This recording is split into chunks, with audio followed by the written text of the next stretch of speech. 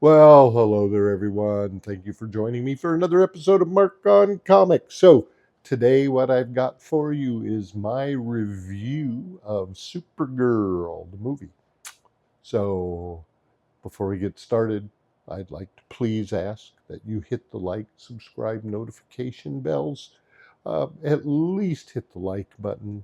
That gets me in front of more users. I'd really, really appreciate it. But also hit the subscribe and the notification bells if you like what I'm doing. So here we go. I review Supergirl, the movie. So it is Saturday. I went last night and saw Supergirl.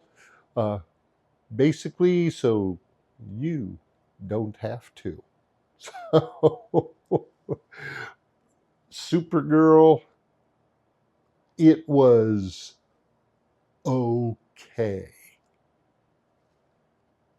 Maybe you might want to wait for it to hit Disney Plus or HBO Max, something like that, if you really, really want to see it. Now, if you want to go to the movies and see it, by all means go. There are some redeeming factors. Jason Momoa as Lobo is really, really hilarious. He's really great as Lobo, does a great performance, but he's on screen maybe 10 or 15 minutes total, so it's not really taking the movie.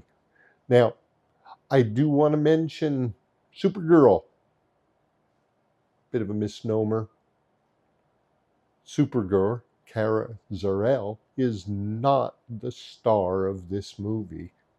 Now, I'm going to be giving a spoiler here, so if you don't want to hear it, just mute while I tell you, and then I'm going to hold up my finger, and when I put it down, the spoiler is over. Okay, the hero of the movie is a 13-year-old girl who is out to revenge the deaths of her brother, mother, and father. She's the real star of this movie. She has all the best heroic scenes. Kara Zor-El, she's just Supergirl. She's just kicking ass because she's Supergirl, but all the heroic scenes go to this 13-year-old girl. End spoiler. So the movie, it was okay.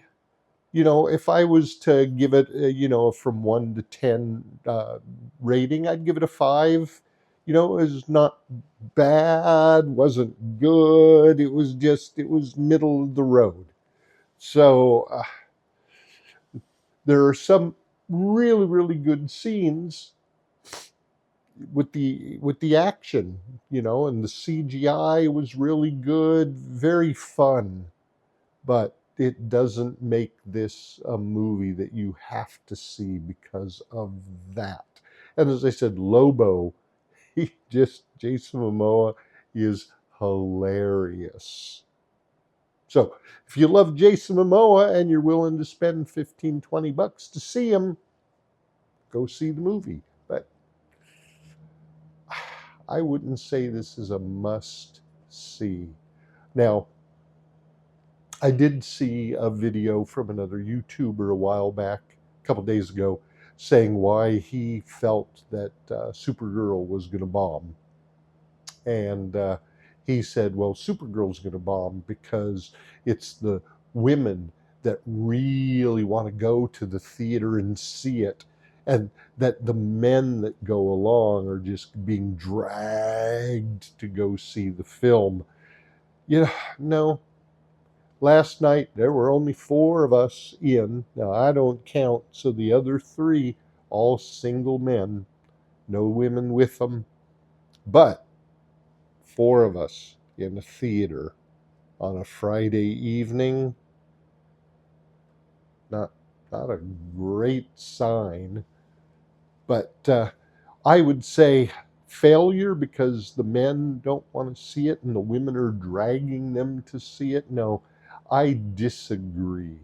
I believe this movie might not be a failure, but it's borderline because it's got nowhere to go.